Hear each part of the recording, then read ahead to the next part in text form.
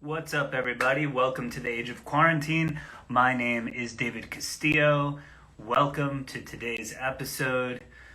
It's a case of the Mondays, but we are shaking them off, and we have a great guest today. I am talking to the wonderful KANGA. KANGA is, man, she's great. An amazing artist out of LA. Has a real beautiful kind of mix of synth, pop kind of new wave elements and a nice dark industrial edge. Love her. So let's get her on. She's got a lot going on. Brand new video out today called Moscow on Post Punk Online. Check it out. Let's go hook up with KANGA. Polar seltzer. That's what I'm doing today. I'm on the polar tip. Oh. Wow, she's brunette. Surprise. Wow, blowing me away already with the reveal. Two seconds in the video. Holy cow, amazing. How are you? I'm great. How are you? You know, I'm doing okay, just hanging in there. So welcome to the Age of Quarantine. Thank you for joining us. You know, we've been doing this for a while, and so I'm very interested to know about your story because you kind of came onto my radar not too long ago through our mutual friend, Christina Sfondiari, known as King Woman, Nightcrawler, etc., etc. And the love legend. the tunes. Yeah, love the tunes, love the new record, and really feeling it. But let's go back to the start. We got to go back to the start because that's what we do. So are you from Los Angeles? Where were you born and raised? Yeah, I was born in Los Angeles.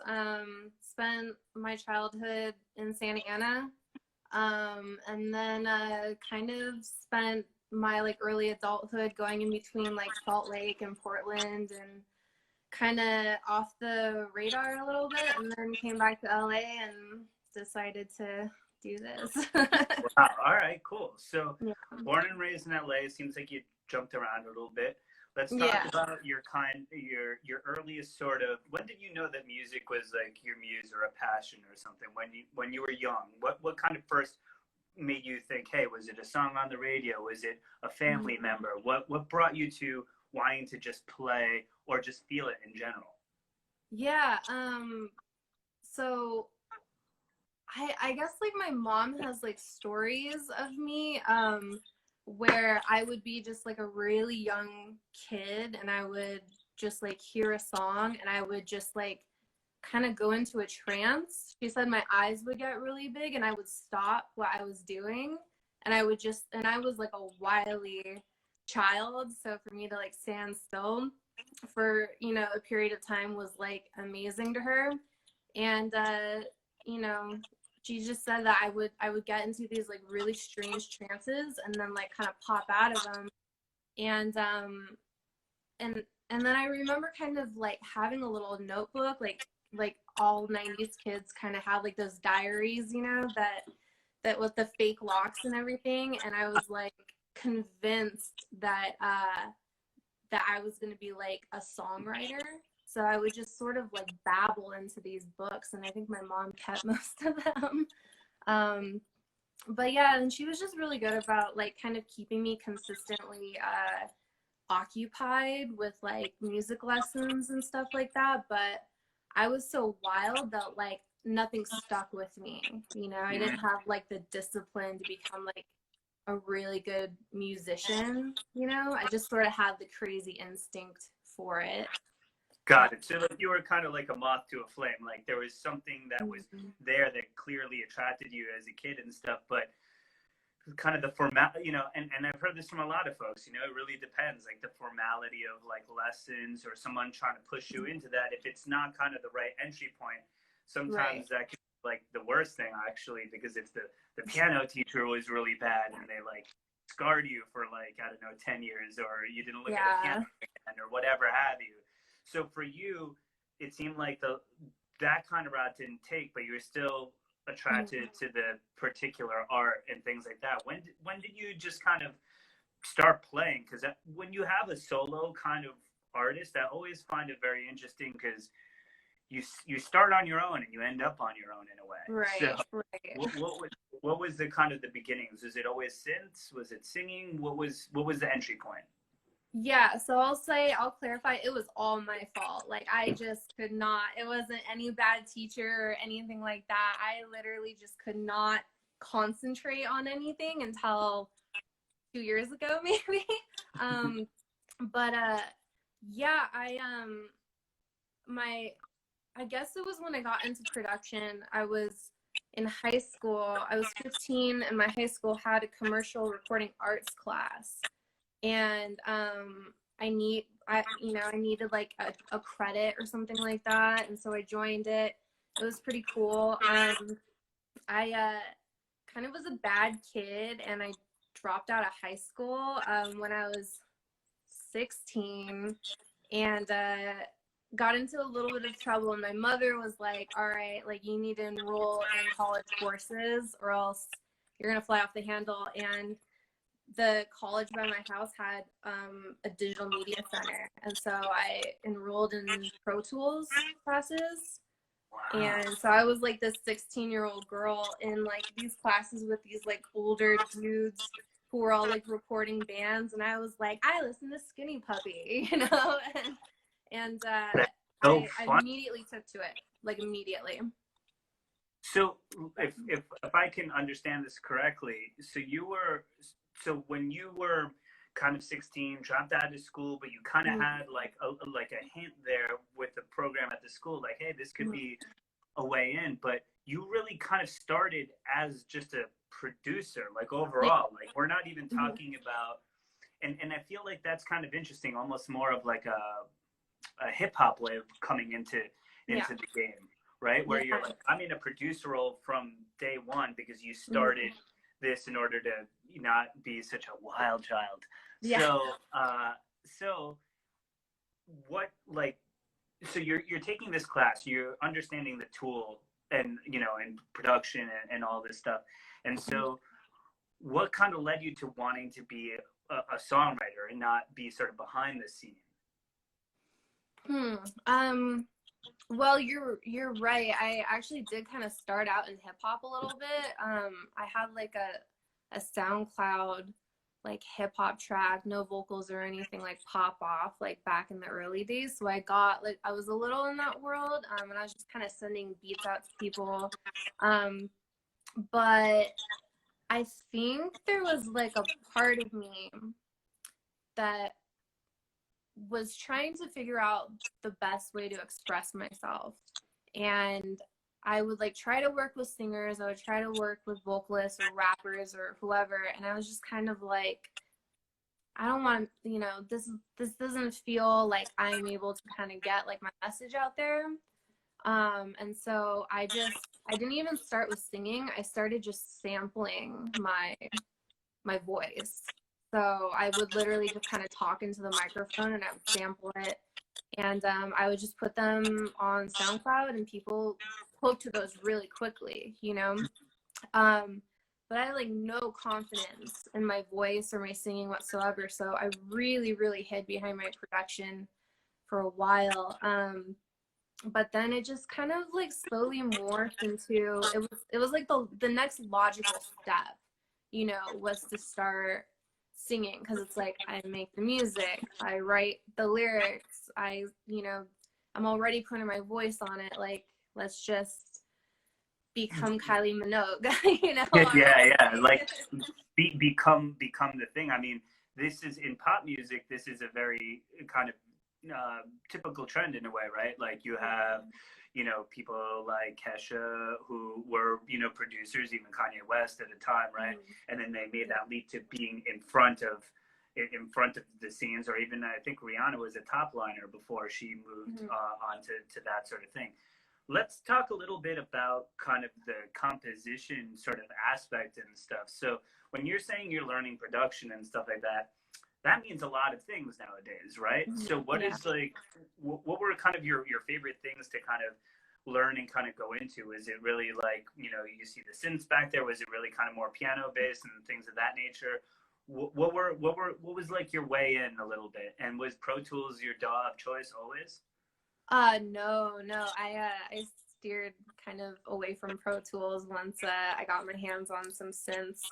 Um, Yeah, I got really into sound design. It was the sound design that that got me, and I actually was kind of a junior sound designer for a little bit of time. I did some work for Nissan and Audi Oh wow. of all things. Yeah, I designed like the notification sounds in like a couple of their like car show presentations for their new models. Um, which is kind of random, but It's yeah, funny. It's funny how those things sort of come up. I once got asked to submit some music for a car trade show, Confines, yeah, for yeah, a trade show. They thought my music might be cool for their Fast and Furious moments for the trade show. So it's and it amazing was. what you kind of get yourself into, I guess. You right? Yeah, I guess my music really inspired the notification center in the fucking Audi 500 C class, whatever it was. Yeah, you know, I was musical, so I got my hands on some synths, and I really enjoyed that. When I was doing sound design, I actually started working with Omnisphere, the soft synth, which is like really cool for doing like commercial sound design stuff. And then I ended up using it as like it's like a dual wavetable and sampler. And so I ended up just kind of being able to integrate that with like music making, and I kind of developed my own tricks for getting a particular sound. You know, it's like I just kind of nerded out almost more on the technical aspect of it than the creative aspect of it. Um, but yeah, I don't know. There's something about it. I like building things. I like spatially building things and kind of molding stuff. And so I think that like traditional music is very linear. It's like here's the beginning of the song, and you go through the song, and here's the end of the song. But like with production, you're like layering and you're chopping and you're moving around, and you're, you know, a lot more spatial for me. And I think that that's why I can stay interested in it. So That's a really interesting kind of way of coming to the concept too, you know, as opposed to somebody who picked up a guitar first or was a singer first and really like right. learned in the more organic environment of like music making, and then Yeah, you know kind of getting to recording and doing things is something that's sort of, speaking of linear, after, right? yeah, It's like, oh cool, I wrote the song and now we got to go take the song and put it in the box and figure these things yeah, out.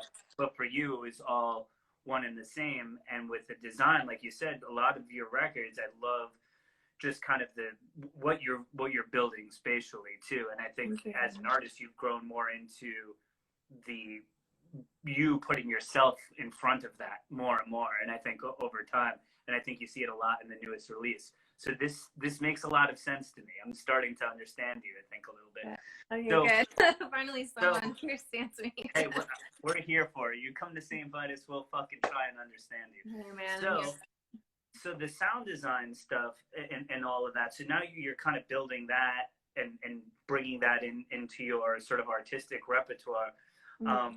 When was it that you started to play out and do those sorts of things, right? Because it's one thing to go and be like, hey, I'm going to be an artist and I'm going to put it all together in the studio and in my room and stuff, but then you have to figure out how to take it out of that room and put it onto a stage. How was that process for you? Well, I liked the challenge of it. If I'm not stimulated by a problem, I generally tend to get bored with something.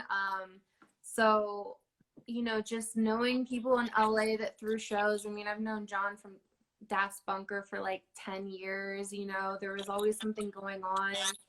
You know, I had enough interest in my work for people to want to come check me out. I have so many talented friends that were always playing. It was really easy to get into gig mode in that sense. But you know, being a solo artist, I played a couple shows with my friend Matthew, which was awesome, but it was like he was a way for me to kind of like hide behind him for a little bit. Like he was doing me a favor by being someone who was like, you know, I know you're like new and getting into this and stuff. But it became really important to me it's like, if I'm going to do all the music on my own, if I'm going to do everything on my own, I have to learn how to do the performing and the production and all that stuff on my own too. And I got like really into stage design, and you know, when you're alone on stage, you learn that lighting makes a huge difference. So I was like, fuck, you know, now I'm going to have to learn how to like program lights and sync it to a set. And, you know, I ended up like taking to it really quickly, and it was exciting. And I didn't really have that awkward phase of like, I guess, like stage fright. I didn't really have stage fright because I was just so like into what I was building. And I think that not having, and it's funny, I have social anxiety, so it's not that I don't feel those emotions, but there was something about performing that I didn't have that sort of like mental block, right? And I think that allowed me to push forward really quickly, like as a performer, even faster than, you know, as a singer or producer, really. Because most of my fans I got from the tours that I've done. You know, I didn't have that much music out up until 2019, you know. Yeah, I noticed that as well. Like for someone, you know, it feels like you know, I reached back, I looked back a little bit, and kind of the Matthew, your friend, that, you know, is he a guitar player?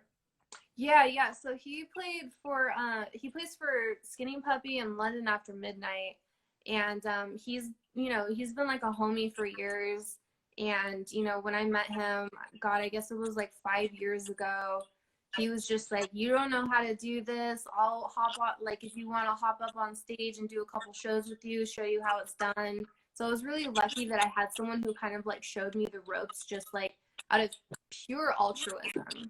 You know, it's like not very often that you meet someone that literally just is like, you're cool, I want to show you how to do this, you know, like so that you can be. And that was something probably built off of aesthetic, right? Like heard something in what you were doing, and obviously has played with some titans of the genres that you sort of play in, right? And was like, yeah, hey, we can maybe work together, right? Yeah, I think his girlfriend at the time was a fan of mine and dragged him to like this little showcase that I was playing. So I think she introduced us, and then they both were just kind of like, oh, you know, and we became friends. So. Yeah, because I was kind of like exploring back, and then I was like, oh, because I knew that you had done some work with Reese Vilber, and so. And I was like, oh, of course, you know, Reese is an amazing, you know, and amazing producer, has produced everyone from Fear Factory to, you know, a million other people, from Unassembly, et cetera, et cetera. Yeah. But, and then I kind of like, that was kind of the earliest stuff. And I'm like, wow, look at this quick kind of like chart here. So I was just sort of curious. So Matthew had helped you with kind of the show stuff, but he was just bringing your vision sort of to life a little bit and showing you this sort of transitional phase. Because I went back, I saw on your Instagram, you posted not too long ago a picture of you doing this back bend with hair longer than I am and than mine is, and I was like, whoa, I was like, wow, this is like the same person, but it was only a couple of years ago. It felt like it could have been from 2002 or something. But this is all kind of learning, huh? Yeah, well, I was a gymnast for 11 years, so I try to keep my body loose. And I get it, you know, so I get goofy on stage. Yeah, Reese was just like, I was literally just a fan of his, grabbed his email from someone and was like, hey, I really like your stuff. Here are 8 tracks that I've done. I'm trying to like make an album. Like, what do you think of this? And he listened to it and he was like, this is really fucking good. I'll mix it for you. And I was like, cool. It was literally just like that easy. That's so dope. I know a couple of friends who've worked with him before, have nothing but great things to say about the dude, but also he just makes good fucking records. So that's a pretty amazing sort of way. But it feels like, in a way, you were already in that production arena. Why did you want to kind of go with Reese and not sort of do your ball on your own, honestly?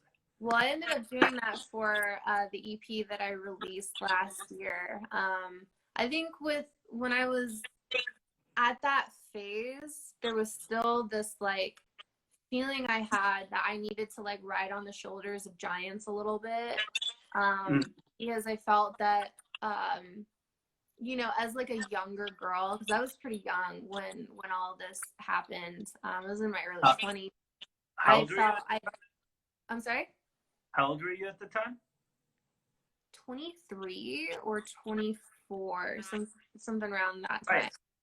time. So I kind of felt like I, as a young girl, I didn't have like the momentum to get people to pay attention to me. So I thought that, you know, if I attached myself to people that I perceived had power, it would elevate me. And it was all a good experience, but as I started growing and becoming like my own woman, like I realized that, you know, I don't need other people's clout to lift me up. Like I'm enough, you know, and that's different than working with people, you know, because you can work with people and it's great to collaborate, but I just really needed to like put myself forward and get out of my comfort zone. And so that's why when I put out Eternal Daughter last year, like sonically it's so different. It's not smashy, it's a lot softer, it's a lot more, you know, B-side, because it was just like that was kind of me coming back and being like, all right, like my first album was crazy polished studio album, and now here's something where you can just kind of essentially hear me kind of fucking around, you know. Yeah, trying to kind of build like your kind of your own way for your kind of aesthetic, right? And yeah, I think that that's really important for people to hear, and I'm glad that you sort of brought that up, because you know, I was just speaking to Roz from Black Blade, you know, this past Friday, and just the confidence to be yourself, right? To take yourself there, to be, whether it be vulnerable in the way of being like, I'm going to be a singer now, and I'm really going to like listen to myself soloed out, like alone, like that's, you know, or talk about particular topics in a song, or just put yourself out there. Every step of that is sort of like trying to peel the onion to get to like that center. And I think that's really important for people to hear. It's like, yes, it's killer that you got Reese and Matthew and people like that, and the fact that they were kind in their approaches towards you, or key, and that's cool, and you learn stuff. But at the end of the day, this is KANGA, this is your project, this is you putting yourself out there and forward, right? So you have to take the ownership and the authorship of that. So what was it like just kind of going back to being like pretty much yourself and in your own sauce, and kind of going back to the kind of back to the root of being like, okay, I'm going to focus on my songwriting and figure new things out? What was that kind of process like? Well, I mean, I still feel like I'm figuring it out. You know, I still don't really know exactly like where the road leads to and like what the ending point is. And, you know, I think even this pandemic has like shown a lot of us that like, you know, maybe our perceived notions of success or fame or whatever roadmap we thought we had isn't as feasible or is more precarious than we, you know, thought it was. So I think that, you know, I'm still kind of like figuring out all these things that I thought I would have figured out by now, you know. Sure. And but you know, really the only thing that I can do is just continue to make music and just see what happens. And you know, I essentially just like lay myself out there. Like I don't have a gimmick, I don't have, you know, anything to like hide behind. I really just pull my work out there, and it's kind of a take it or leave it sort of thing. And unfortunately, you know, I've gotten a lot of leave it, because what I'm doing is I'm smashing pop music into a genre that is very purist oriented. So, you know, there's a lot of intrinsic pushback to that. And so dealing with that and a lot of rejection, and also trying to find yourself, it, you know, can take a toll on you. But I will say, going back to the Reese and Matthew thing, I've had very good experiences with the people that I've worked with. I think because they recognize like how genuine and earnest I am in what I do. And also, there's just something about good work that's also good work. Like, I think that there's something about being, you want to be sort of undeniable, right? Like, you want to be, hey, I'm fucking good. I make rad shit, and like, I just do it and I build it on my own, and sort of here it is. And sometimes it's, fans are fans, and they're not the people making things. And sometimes fans can be very, there's like a cult of personality, dogmatic about certain things. They want things to be like in a particular way. I always tend to feel like musicians, us, people who make things and stuff like that, we have to look under the hood, and we're trying to push things forward, and also find ourselves within the work, and then take the work and push it out. And industrial has been that for a while, right?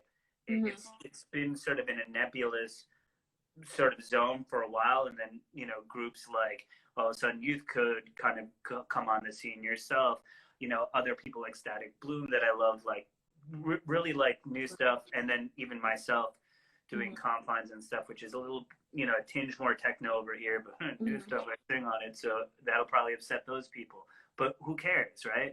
We have to sort of start forging our own paths to be true to ourselves. And do you think that because of some of those sort of orthodoxies, did that give you more of a push to go, what, fuck it, I gotta go out on my own, to be more, I gotta build my own tribe here. I can't kind of go up these channels that have already been paved. Right.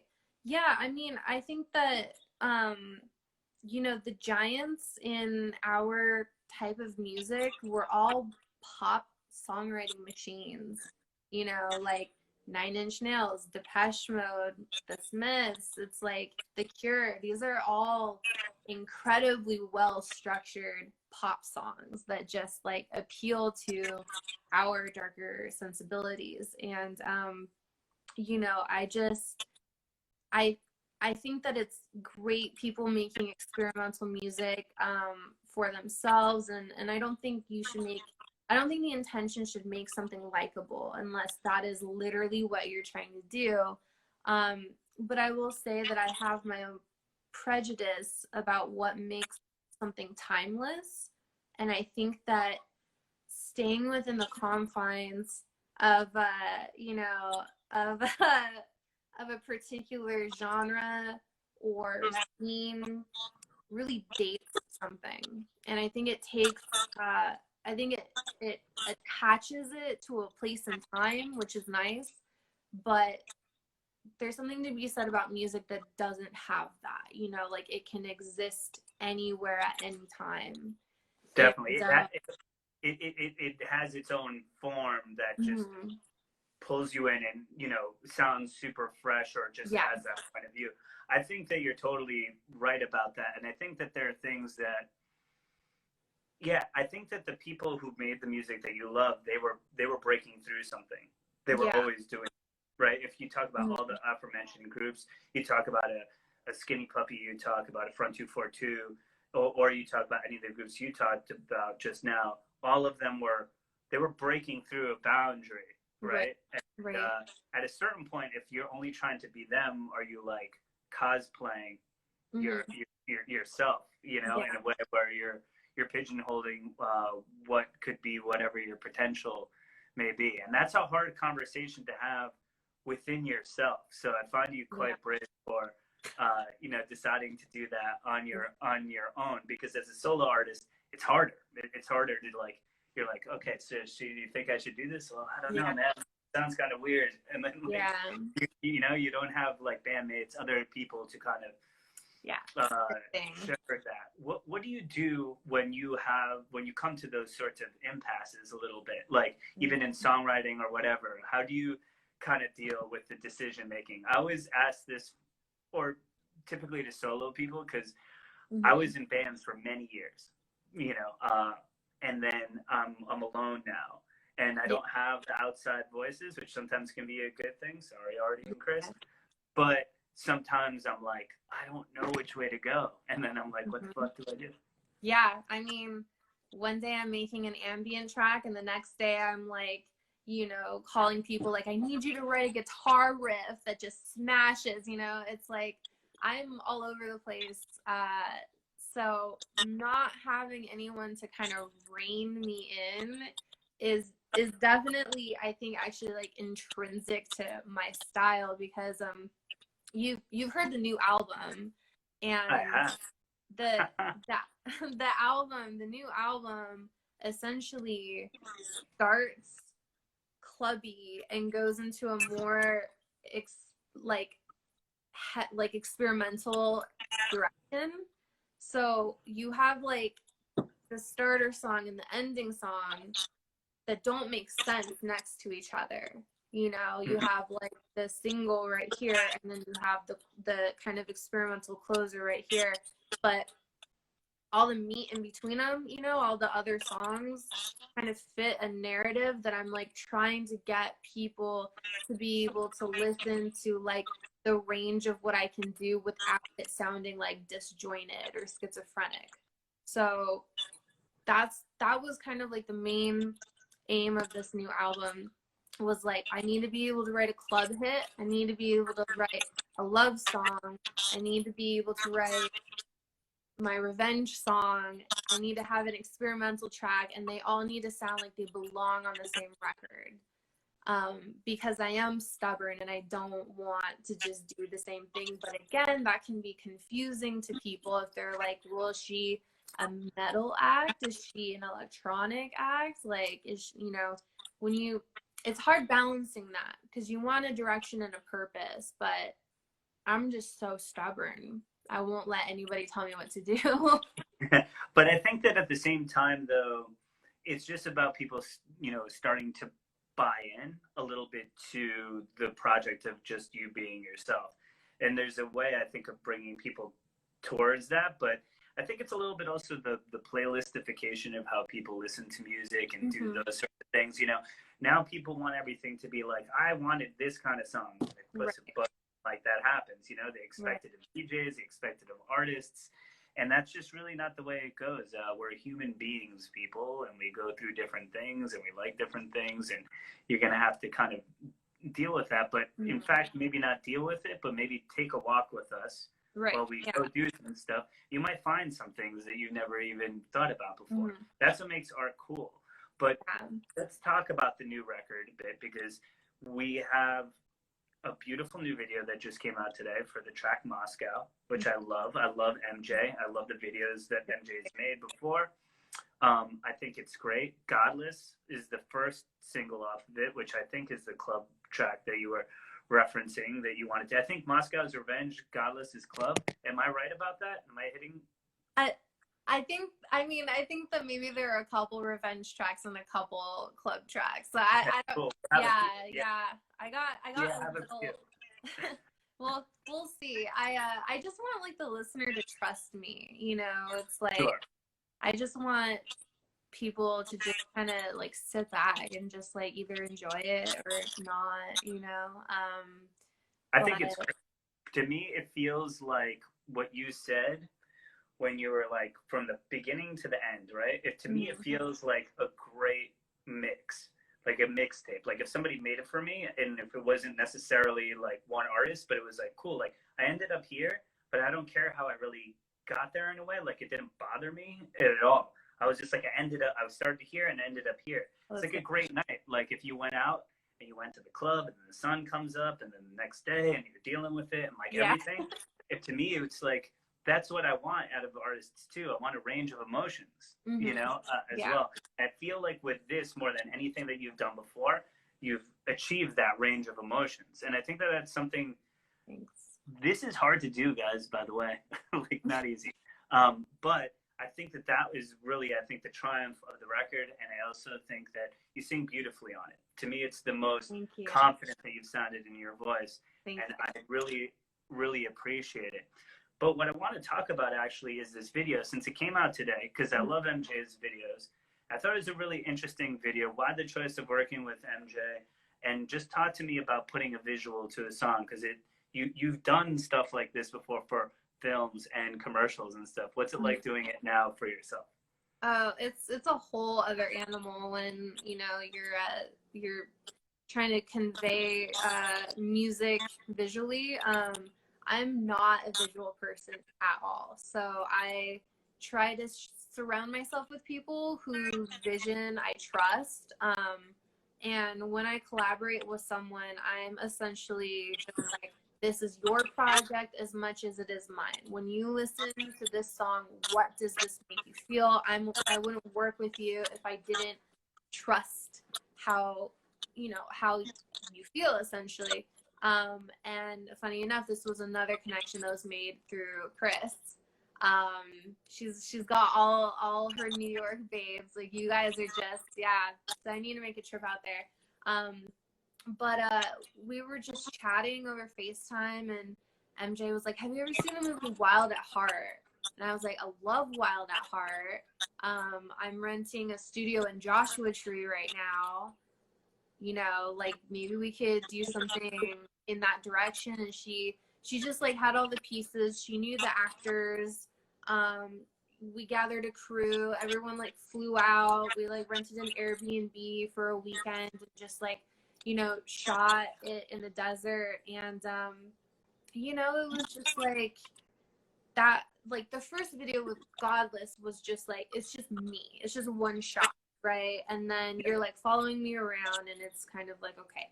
And then this one, it was like, I'm stepping out of the frame and I'm letting the story speak for itself.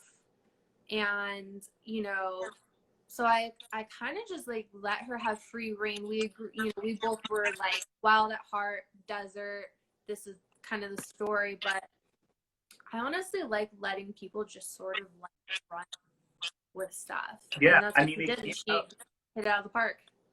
Yeah, it came out amazing. And that's one thing I was going to ask you, because I was like, the first video is almost this Godard-esque, like like you, and it's so focused on yourself. Well, I mean, you are the artist, right? And then this one, it's like, you're gone. You're not in it at all. Yeah. So I was kind of curious. It's just basically based on per artist, per song, per concept. Mm-hmm. And you kind of really kind of lob it into their court, which I think is really brave of you to do, because you kind of have to have a lot of trust, right? Yeah, for sure. And I think that's where I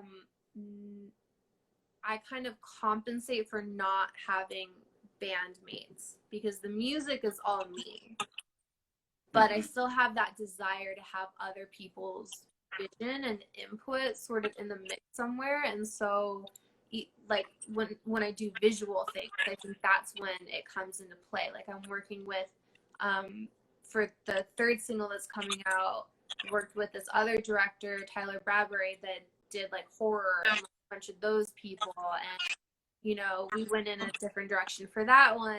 And Foie Gras, like Iffy did my album artwork, and it's like all these people. I don't think aesthetically they're disjointed. I don't think it's confusing, but I keep going for collaborations with people on the visual side to kind of expand the universe a little bit, so it's not just me all the time. Yeah, I think that's cool. To me, it makes me want to see the next thing. Like, I just feel like, wow, what's the next term? What's the next moment? And I think that's really, really cool. I just kind of, so now that you're kind of laying it out, you're kind of sort of slow playing the album with like track, video.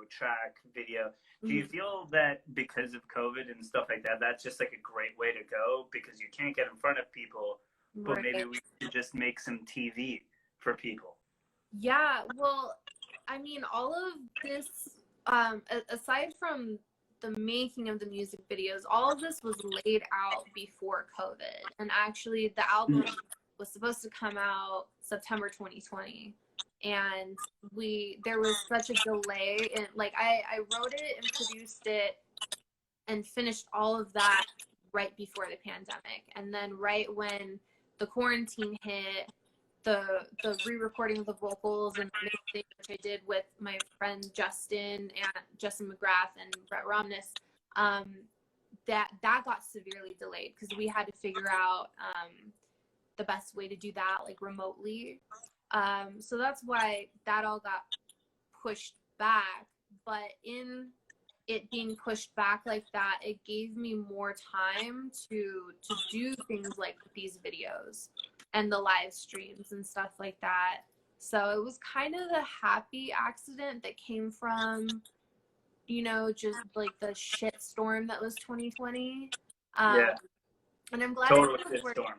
Yeah, I'm glad it kind of worked out that way because also I've never had a music video before. Like every time I attempted a music video, it just like I didn't like it or it didn't come out right, and it just felt stale by that time. Like I have like music videos backlogged that people bother me about, and I'm just like, maybe I'll put it out someday, but I'm over it at this time because I have the attention span of a goldfish. You're busy writing songs. Exactly. Yeah. By the time something is done, I'm already over it. And, you know, and that's really the blessing and the curse of like, there's two like kind of births, right? There's the birth of like, I finished the fucking record. I got the masters back. I'm dancing in my room. Fuck, yeah. This is sick. Okay. And then it's like, when does it come out? 2 years. Then, yeah. And then in the meantime, someone like yourself who's also, you know, you're right in the box the whole time. Like you're producing and making right in there, you know, a lot of the time. And I'm a little bit of hyperbole because I don't know everything, but from what you've just told me. And so that's pretty quick. Like you finish a song, you're finishing it, you know, and with your acumen in production and everything like that, it can go super fast for you particularly, you know, so you're probably sitting here like, Yeah, I definitely was like, what am I going to do? I was kind of burnt out though after finishing this album. So I kind of took like a bit of a creative break. I'm doing some remixes. I had an Empathy Test remix that came out that I really like that people should check out if they want. Been doing like a little bit of like sound design work. But yeah, it was just like, once I kind of had the ball rolling with the songs, it just like, it all just came out. It was like kind of vomiting and everything just like wrote itself. And I don't like glamorizing creativity because I don't think it's like this super special cerebral place that only like witches can like access and that it's beautiful and easy, you know? Like I think that like writing a song is like 97% hard work. You're sitting there, you have no idea what to do, you hate the sound of your voice, you can't think of a riff or a melody, and then, you know, and then like figuring out the mixing, and then it's like that 3%, that's the idea, that's like the creative part. So the writing of this album, I was able to kind of tap into that 3% and get it like rolling, right? And then that other 97% was like, I have 3 bass layers. I don't need 3 of them. Which one am I gonna like chop out, you know? Yeah, I feel like the production for this, by the way, sounds really lean and mean. Like I think that you kind of really hit the root of, you kind of sonically reduced yourself to a good point where I'm like, okay, a lot of this stuff here is, it just felt a little bit more direct to me as opposed to other stuff, but like in a positive way where I'm like, she's not fucking around. It's like, here's what this song is trying to give you, and let's like get rid of the other stuff. And I'm trying to do that a lot for myself too. And it's a hard thing to do, you know, to get to the 3%, because the 3% is like covered by doubt and anxiety. Oh, 100%. Yeah. And all this stuff, you know, but when you get it right and you're like, oh, there's that kernel of truth, the original idea that like I wanted to get to. And I feel like you achieved the well-roundedness too that you were trying to get, which is, that shit's hard. One thing I wanted to ask you too, we didn't have a lot of no touring in 2020 really. I mean, there was some, right? Till March there was a little bit, but it really was early in the year anyway. But before that too, you had come off of, you know, touring the UK with Gary fucking Newman, which talk about, you know, just, I mean, we're talking about one of the godfathers, the padrino of really, synth music, period. Wow. Yeah. Taking you out of whomever to take on tour. Could you talk to me about that a little bit? I gotta ask, because that just sounds like a wild experience. Yeah, it was the experience of a lifetime and a dream come true, and it couldn't have gone better. And I know everyone says that to kind of like, no, this breaks the rule of don't meet your idols. Like, Gary is the nicest, most down to earth human on the planet. His wife Gemma immediately like just took me in his family, and they just treated me just. It was almost kind of like frustrating feeling like I had peaked so early, because there was like, I was like, there's no way I'm ever going to be able to go on a tour like this ever again. Like, just with this amazing quality of people, the amount of importance that he has played to me as an artist and as an influence, and just like I wasn't like the opener, it was like I was like a part of like the family. I was living on the bus with them, staying in the hotels with them, and they were just like, again, it's like, I've had luck with the few people that I've worked with have all reached out to me because they see that I'm like real, and I do this, and I'm not like, they like what I do, and they believe in me. That's fucking awesome. And years ago, I covered his song Metal, threw it up on SoundCloud or YouTube or whatever, and he found it, I guess. And then I got an email one day, and they were just like, we really like stuff. Do you want to do the tour with us? What a fucking thing to say, huh? Yeah. Like, hey, Garrett, no problem. Yeah. I was like, that's a really amazing. But that's an amazing thing. Like, I think that people who are listening out there too, it's like these votes of confidence really kind of help you out too, mentally and stuff like that when you're creating and stuff. You're like, fuck, man, if I'm good enough for Gary fucking Newman, fuck all of y'all. I'm good enough to do and feel good enough to like also move that forward. I've had those votes of confidence at different points when, like, Ben from Dillinger Escape Plan, took Primitive Weapons on tour and was put out a record and stuff like that. That was like, I'm like in hardcore kid heaven. I'm like, I'm done. Yeah. Like, and that was those sorts of things though give you a lot of confidence to just move forward and also be like, yeah, what I'm doing in here, like I can kind of keep pushing that outward. Yeah. Feel like I said, I think the best output has been since that. Thank you. I appreciate that. That's cool. Like, I think that those things can really give you that confidence. It also can kind of teach you a lot. What was something that perhaps working with Gary or just seeing how Gary operates, did anything kind of come back to you that you kind of like banked in there? I know sometimes I was like, wow, I like how they sort of do that, or like even behind the scenes how they carry themselves. Yeah. Anything that kind of you already spoke about how familial and cool that was, but anything that kind of was like, I like that, Gary. I'm gonna take that.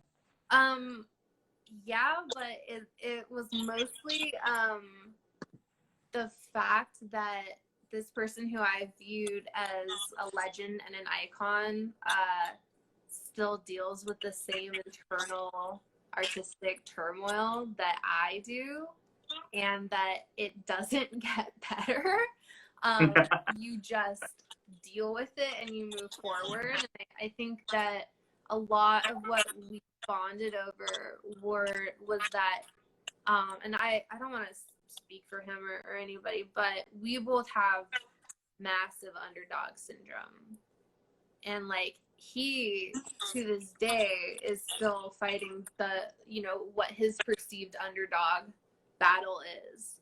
He doesn't feel seen, and that's something that is like a tiny artist such as myself. I'm just like, fuck, like even my idol still feels like this, and it's like you just witness someone who really could just make cars over and over and over again and would have a career, but he made this iconic sound that people to this day still copy, and 100%. yeah, and was like, okay, I'm done with that, I'm moving on. And his style since then has gone through like such an evolution, you know, into like harder stuff and poppier stuff. And, you know, I think he always had this frustration of like, why won't people let me grow? Why do people just want to hear Cars over and over again? And he's like, I'm trying to do something cool. And people half my age are trying to do what I was doing in the 70s. And so it's crazy seeing this person who's like, I want to be a pioneer, not a not a statue, you know. And I was like, Yeah. that's the lesson that I took out of it, was like, don't get comfortable, like keep growing even if people like want to like slow you down. So. Definitely. And I mean, I think that like a lot of my favorite artists of that era have, like Pet Shop Boys, for example, have like continued to move forward, and like, yo, the last Pet Shop Boys record is fucking sick. Mm-hmm. But it's like a techno record. It's amazing, you know. It's not Western Girls. You know what I'm saying? Yeah. Like, don't expect that. And that's really an interesting thing. It's like some people want you to be a statue, but you want to kind of keep moving on and evolving and letting yourself be yourself and grow as an artist, and not worrying about those things, even despite whatever success may have had, you may have had. Yeah. Now, you know, with Gary, he's obviously like a legend, and you know, there'll be that video and that song will live on forever. But which I'm not knocking, by the way. It is legendary. It's a beautiful song. It's great, but sometimes people, you know, that's one moment. That dude might have wrote that in a week, and then that's like gone. You know, it's the same thing. You just talked about writing your record. You wrote it, and then when you're done with it, you're like, okay, it's like over here now, and I can't. You know, are you even the same person anymore after a certain point? Right? Yeah. So that's all very interesting, and kind of, you know, the interplay that we sort of all have. So now that you're in this sort of PR cycle and stuff, unfortunately, you can't go out there and perform with, you know, anyone, unfortunately. But maybe by the end of the year, we don't know. Don't ask me. I'm so tired of asking. Maybe a Confines KANGA show at some point. Yo, I'm here for it. And anytime, I would love to just press a button in front of some human beings. I just do it for myself right now. But what can we sort of expect moving forward? Some more videos, perhaps? Are you working on new music? Let's talk about the future. The future is fun. No statues in the future. Yeah. So I mean. I think videos are definitely going to be a big part of moving forward. I think I'm like overcompensating for not ever having any music videos, and now that I realize how fun they are, and I'm starting to get more of the hang of what I want and how to do them, and meeting people who are on the same page. There's one more single that's coming out, the video for that. The album's coming out on March 26th. And I think even after the album comes out, I want to still put out a couple more videos for the songs. I am dedicating myself to writing new music in 2021, and I don't want to be like, this isn't like set in stone, but I want to experiment with different schedules of releasing things. I don't know if I want to wait another 2 years to sit on 12 tracks and then just dump them all at once. Like, I want to maybe experiment with like releasing new music more consistently and consolidate at the end. Yeah, which is a really interesting thing. You know, you have people like Burial, for example, doing things of that nature. And once people kind of build up their sort of habits with you, that's an interesting thing. I've definitely been, I've only released a handful of songs, but I did 2 in January, 3 in April, another 3 will happen probably in the summer sometime, but I'm finishing or have finished all of those things, you know? And I haven't really built up, we're like the opposite. I haven't really built up to what you're doing, you know, like I'm going to make a record, like a full-ass record, you know? But in these times, maybe it'd be good, you know, maybe we got to just pop out the quickie single and sort of see how that goes, right? Yeah, I mean, again, I'm like a stubborn asshole. I was like, I want to sit on this material and have a grand release, and it's going to be a whole consolidated album, and it's going to be perfect, and it's going to be beautiful. And that perfectionism has always bit me in the ass. I have so many songs that I should have released that I never did because I thought that there was going to be like some magic wand, you know, that would like suddenly make everything come together and, you know, perfectly. And so I think like the hard lesson that I have learned is like, um, you just have to put it out there. Like you really do. You have to let go of it. It's not yours anymore. Once you're done with it, it's not yours. It's theirs. Sure. You know what I mean? And I had such a hard time with that because I wanted to control everything. And I think it honestly slowed my career down because Yeah. I wouldn't let go. And so I There's think a lot of irony in courage. this too, because you're the person who did a cover of a Gary Newman song that you put on SoundCloud randomly, and Yeah. like that's how that happened, right? And Yeah, but meanwhile, it's always that way. yeah, but meanwhile, like these sorts of things, you get precious about it too. You're like, Yeah. my children, I've made you, I've groomed you, Exactly. it's time, you know. Yeah. And I feel the same fucking way too. And I'm trying to be. I'm you know, my life kind of blew up in 2020 a bit, but I'm trying to not be that way. It's hard though because hard. you are kind of a parent and it's hard to like let it go off into the world. And I think that you have some illusion that if you package it in a pretty little release and it has like the pretty little album and the cool label and you got the PR, like that is going to somehow control the narrative over it. And I'm not dissing that because that is like, you know, I sat on these tracks for so long so that I could do that. But it's like moving forward, I'm just like, this isn't my property. It's my intellectual property, but it doesn't like belong to me like platonically. And it just needs to be out there and needs to be in the hands of people who like can appreciate it. Because I have songs on here that I don't appreciate anymore because they're so old and over them, but I get messaged every day like, can you release that one song you played 3 years ago, like at, you know, like Part-Time Punks that we never heard again? And I'm like, yeah, I really should have just put that out there, and I didn't. So that's a really interesting thing, and it's interesting for you know, what we like to do here is obviously we're talking of, you know, between musicians and stuff, and like that's a hard thing to kind of navigate. Now, right? It's like, okay, we got to make this stuff, but then also how do we kind of get it out there? And there's so many different kind of like facets to that, and how you want to do it. But all that I know is that we're very happy that we do get some new music.